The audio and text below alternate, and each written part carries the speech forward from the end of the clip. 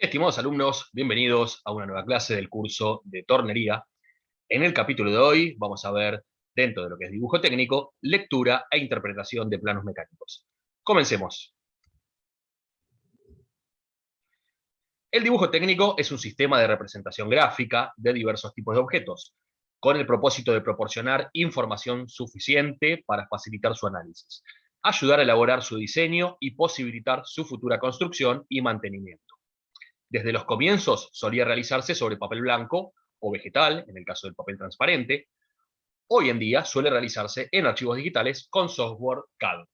Significa diseño asistido por computadora. La representación gráfica se basa en la geometría descriptiva y utiliza las proyecciones ortogonales para dibujar las distintas vistas de un objeto y así poder mostrar todos sus detalles y dimensiones. Con el objetivo de unificar el lenguaje del dibujo técnico, se establecieron normativas aprobadas internacionalmente, pero cada país tiene su organismo nacional de normalización para el estudio y aprobación de las diferentes normas.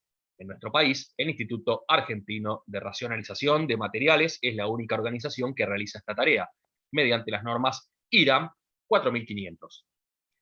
Aplicando estas normativas, cualquier plano podrá ser interpretado por cualquier profesional del área correspondiente y en cualquier parte del mundo, más allá del idioma, ya que se evitan las palabras, en la medida que sea posible, dependiendo así de solo los números arábigos para indicar dimensiones. Dimensiones del plano. Para elaborar un plano se pueden utilizar tamaños estándar de hoja.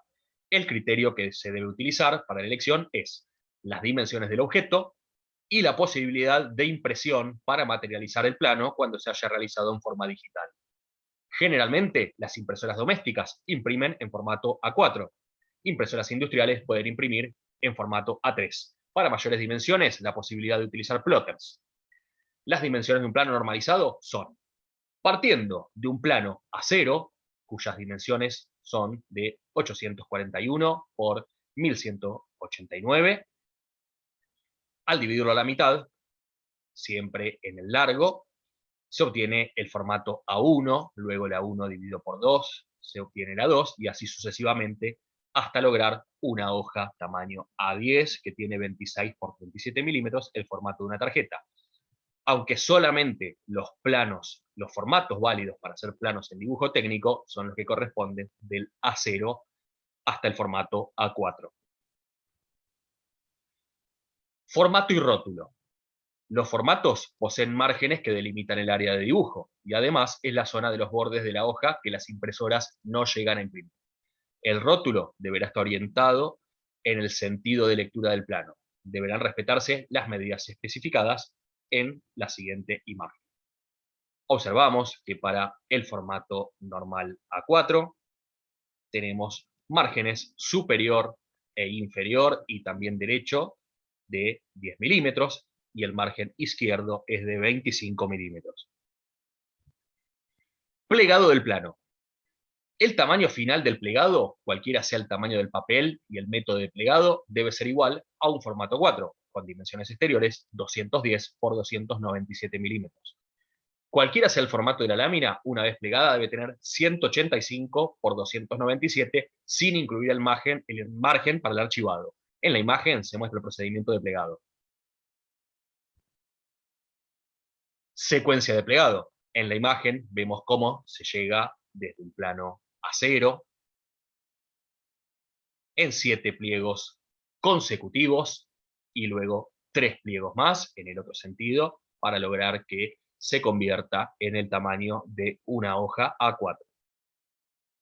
Lo importante es que siempre el rótulo quede en la parte superior y de esa forma poder identificar fácilmente el plano. Datos del rótulo. El rótulo con los datos se situará en el extremo inferior derecho del plano.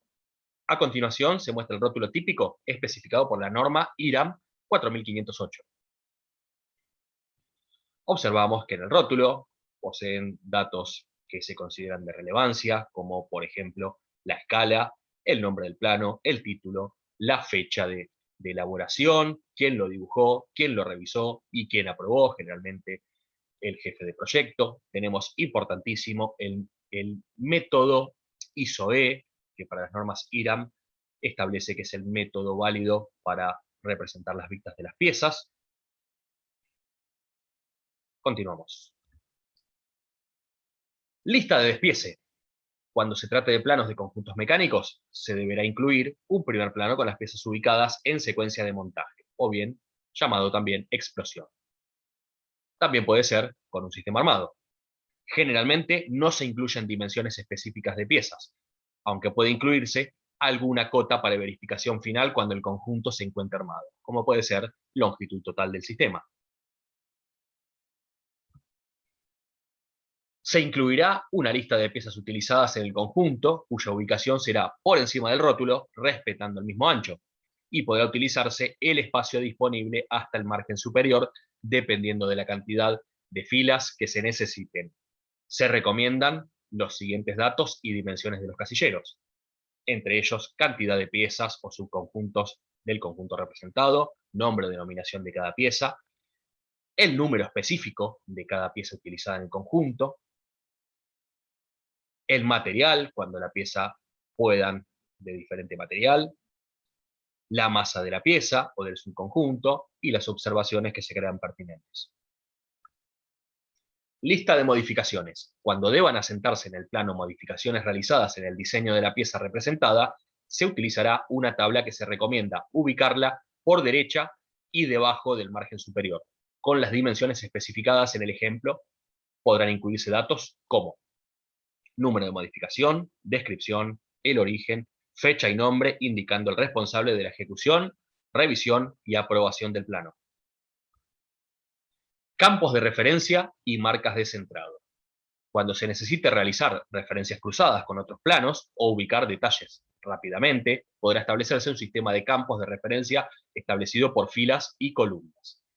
Las marcas de centrado ayudarán a la correcta distribución de las figuras en el espacio de trabajo. Se trata de 4 marcas, cada una indicando el punto medio del margen correspondiente.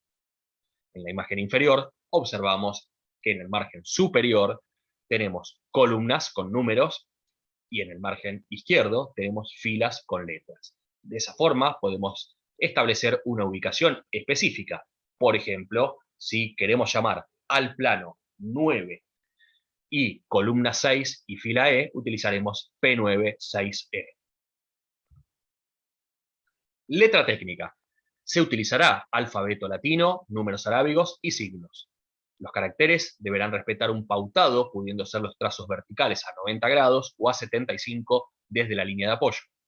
Para obtener densidad lineal constante, los caracteres deben formarse de modo que las líneas se crucen o encuentren aproximadamente en ángulos rectos.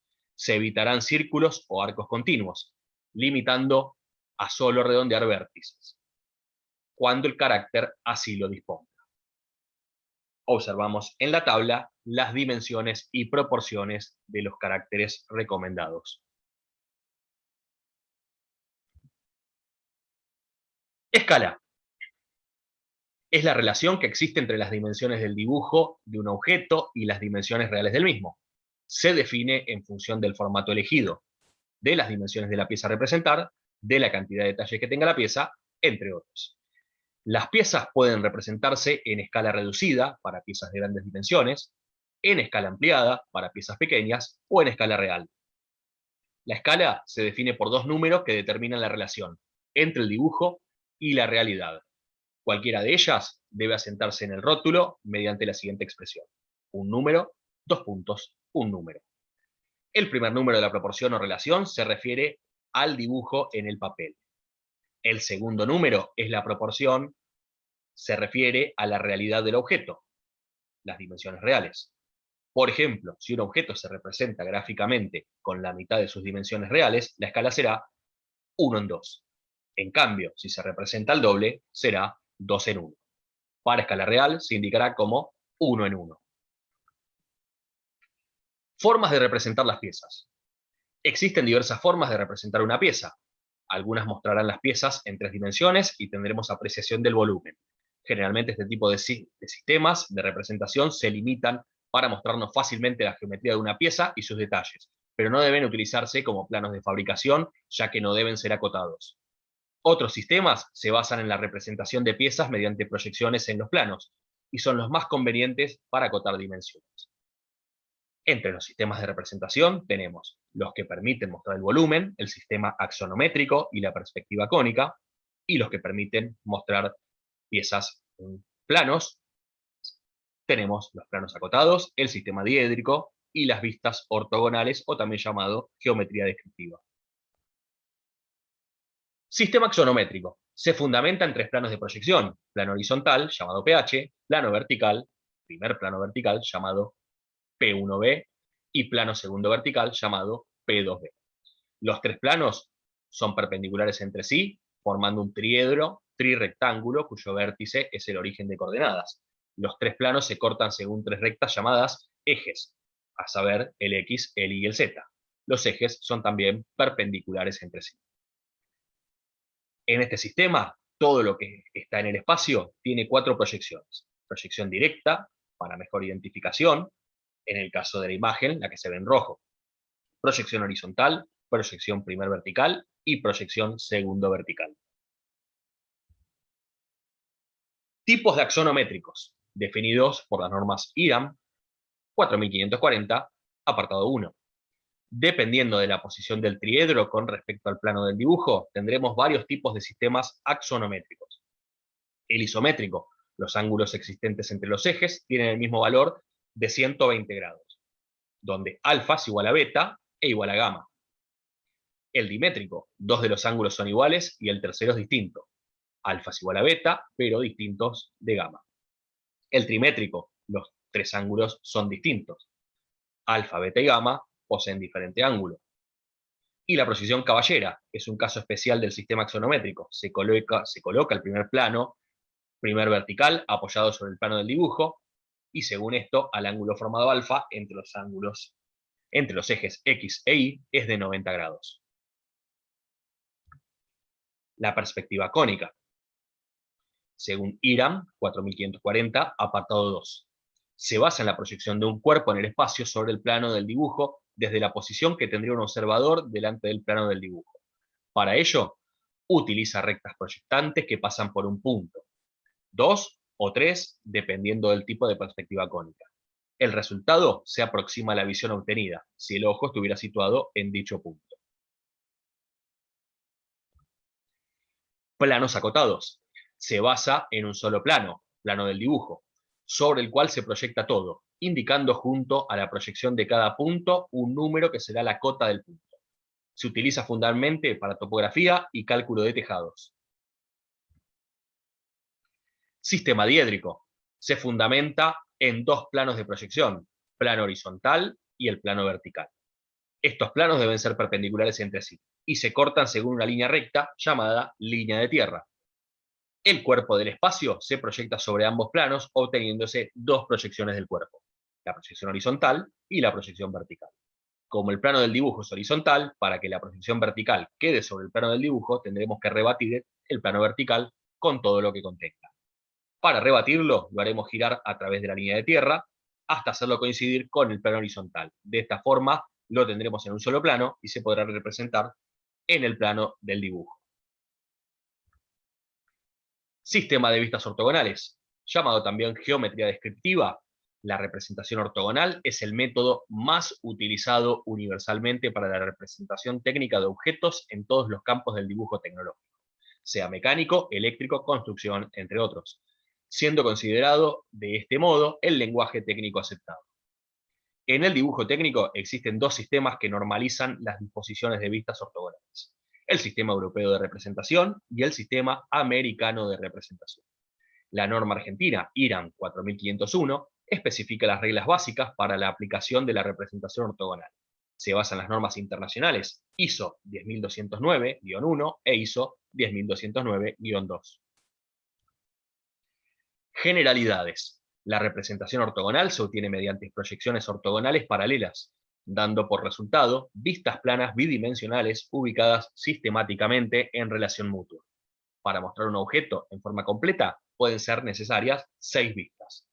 Para poder representar las 3 dimensiones de una pieza en el papel, donde claramente solo tenemos 2 dimensiones, entiéndase largo y ancho, utilizamos el concepto de rebatimiento. Simplificación de las vistas. La norma establece que debe elegirse la vista más representativa del objeto que se quiere describir. Luego, las demás vistas serán rebatidas desde la primera. Si bien un cuerpo básico, prisma, posee 6 vistas, una por lado, se deben suprimir vistas innecesarias por sección constante, evitando las que sean repetitivas, siempre y cuando no queden sin mostrar detalles. También se evitarán detalles innecesarios o repetitivos como líneas ocultas. Entonces, el ejemplo anterior puede limitarse solo a 3 vistas. Sistema Europeo de Vistas, o llamado sistema ISOE. En el Sistema Europeo de Representación, el observador está por delante de la pieza y detrás de la pieza estará el plano de proyección. De esta forma, la secuencia sería observador, pieza, plano de proyección. Es el sistema en el que se basan las normas IRAM. El observador proyecta la vista desde la pieza hasta el plano de proyección, obteniendo una vista proyectada. El símbolo que nos indica que estamos trabajando con el Sistema Europeo de Representación es el que tiene la vista lateral por izquierda y la vista frontal por derecha. Sistema Americano de Vistas, o llamado también ISO-A. En el caso del Sistema Americano de Representación, el observador está por delante del plano de proyección y la pieza está por detrás del plano. De esta forma, la secuencia queda observador, plano de proyección y pieza. El observador proyecta la vista de la pieza hasta el plano de proyección, obteniendo una vista proyectada. En este caso, el símbolo que nos indica que estamos trabajando con el sistema americano, lo identificamos porque tiene la vista frontal por izquierda y la vista lateral por derecha. Si realizamos una comparativa de la misma pieza en los dos sistemas, observamos la diferencia en el sentido opuesto del rebatimiento de los planos. Tipos de líneas. El espesor y el estilo de los trazos determinarán cómo debe interpretarse o qué arista de la pieza se quiere mostrar. Por ejemplo, tenemos que los contornos y aristas visibles de la pieza se dan una línea continua, identificada como gruesa, y que si tomamos como proporción que sea 1, sea 1 milímetro o 2, después se aplicarán las proporciones correspondientes. Luego tenemos una línea continua fina, de espesor 1/5 o 0,2 en escala decimal de la primera línea de la gruesa, que será la de línea de cota, auxiliares, rayado de cotas y secciones, contornos y bordes imaginarios, contornos de secciones rebatidas o interpoladas, entre otras. También cuando sean trazos hechos a mano alzada para interrupción de vistas o cortes parciales, o para interrupción en áreas grandes. Línea de trazos con un espesor medio en la mitad de proporción que la línea de contornos, tendremos los contornos y aristas ocultas. Para los ejes, la proporción nuevamente será 1/5 o 0,2 veces la línea de contorno y será trazo largo y trazo corto. También cuando debamos identificar cortes, el plano cortante, por qué eje pasa, utilizaremos línea, trazo largo y trazo corto, pero con mayor espesor. En la imagen se muestra un ejemplo de la implementación de diferentes estilos de línea y espesores para la representación de una vista ortogonal lateral y frontal de una pieza mecánica típica.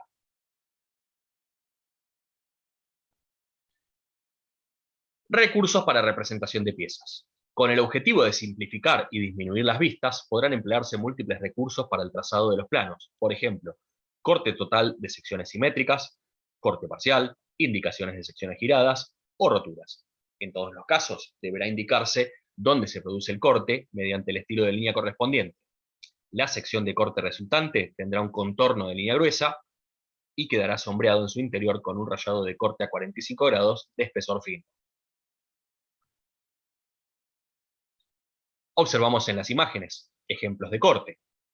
Por arriba a la izquierda, el corte por un plano, por arriba a la derecha, el corte por dos planos paralelos, por abajo a la izquierda, un corte por tres planos sucesivos, y por abajo a la derecha, un corte de dos planos concurrentes en el centro.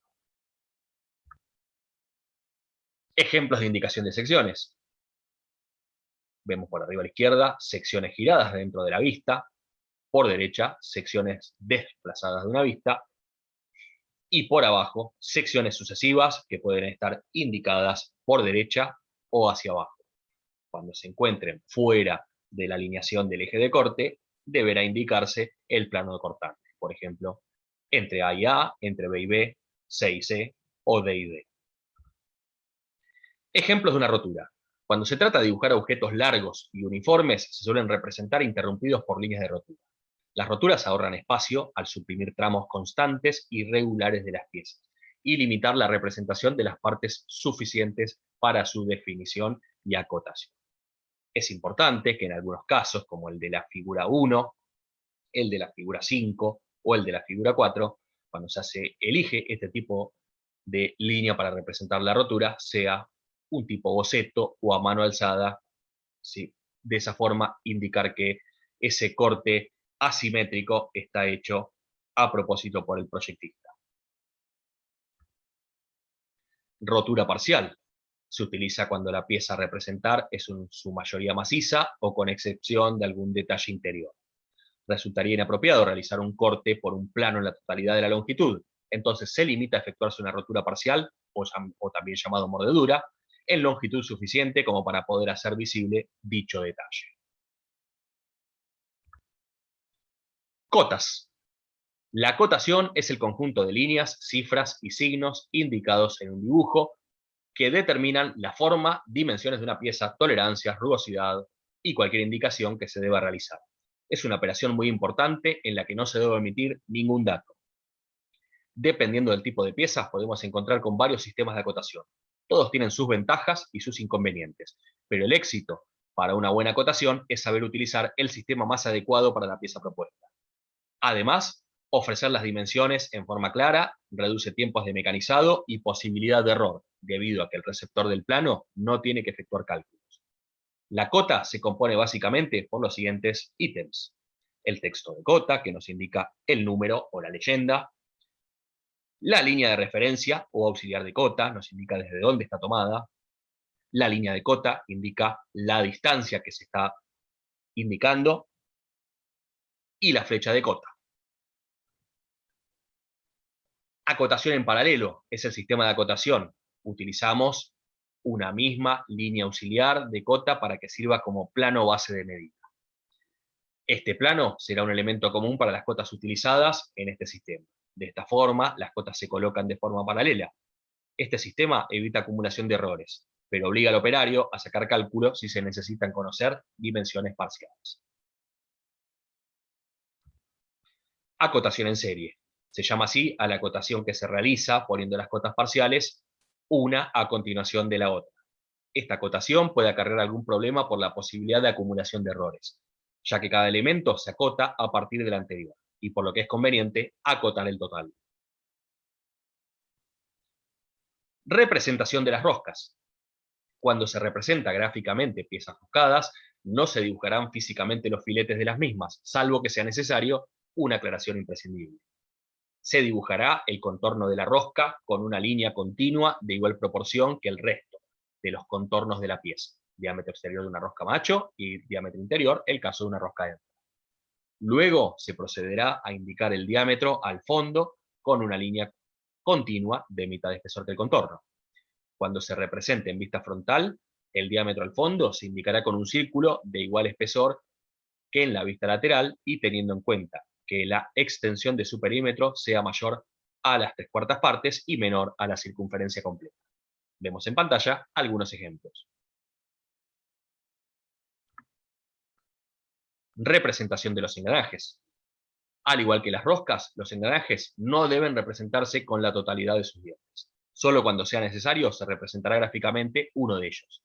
En la vista frontal se representarán mediante los siguientes tipos de trazos.